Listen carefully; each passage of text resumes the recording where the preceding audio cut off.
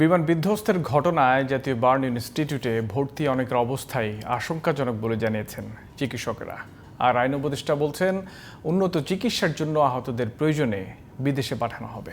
এদিকে স্বজনদের আহাজারিতে ভারী হয়ে উঠেছে হাসপাতালের পরিবেশ। জান্নাতুল ফেরদৌসের রিপোর্ট। উত্তরা মাইলস্টোন স্কুল অ্যান্ড কলেজের ক্যাম্পাসে বিমান দুর্ঘটনায় দগ্ধদের মধ্যে অনেককেই নেওয়া হয়েছে জাতীয় বার্ন ইনস্টিটিউটে। স্বজনদের আহাজারিতে ভারী হয়ে উঠেছে আশপাশের পরিবেশ। দৌড়ে আসছি, তারপর রাস্তায় এসে শুনি যে বিমান নাকি ওদের ক্লাসের পাশে প্লেন ক্র্যাশ করে পুরো পড়ছে, বাট আমাদের বিল্ডিং এর দিকে আসে নাই। কি প্রাইমারি সেকশন, যেটা প্রাইমারি সেকশনের বিল্ডিং এর উপরে আর কি প্লেনটা পড়ছিল। 2-3টা বাচ্চা আমাকে এসে জড়ায় ধরে বলতেছে যে আপু বাঁচাও। এখন আমি কিভাবে ওদেরকে ছেড়ে আসব? বার্ন ইনস্টিটিউটে ভর্তি অনেকের অবস্থা আশঙ্কাজনক বলে জানিয়েছেন চিকিৎসকরা। ভর্তি অবস্থায় 70 জনের মতন বিভিন্ন হাসপাতালে চিকিৎসাধীন আছে।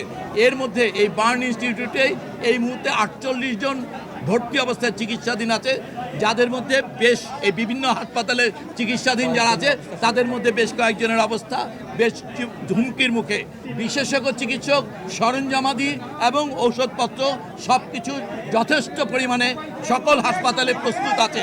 দগ্ধদের চিকিৎসার খোঁজ খবর নিতে সেখানে ছুটে যান আইন উপদেষ্টা আসিফ নজরুল ও প্রধান উপদেষ্টার স্বাস্থ্য বিষয়ক বিশেষ সহকারী ডাক্তার মোহাম্মদ সাইদুর রহমান।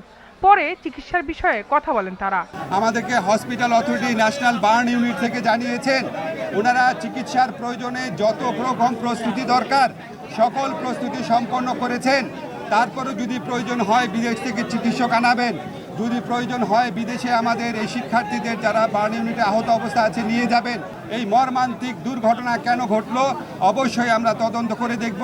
এই ব্যাপারে প্রয়োজনীয় যা ব্যবস্থা নেওয়া তা নিব। আইএসপিআর এর তথ্য মতে ঢাকার হযরত শাহজালাল আন্তর্জাতিক বিমানবন্দর থেকে উড্ডয়নের 12 মিনিট পর দুপুর 1:18 বিধ্বস্ত হয় বিমান বাহিনীর প্রশিক্ষণ বিমানটি। জান্নাতুল ফেরদৌসি, জিটিভি নিউজ, ঢাকা।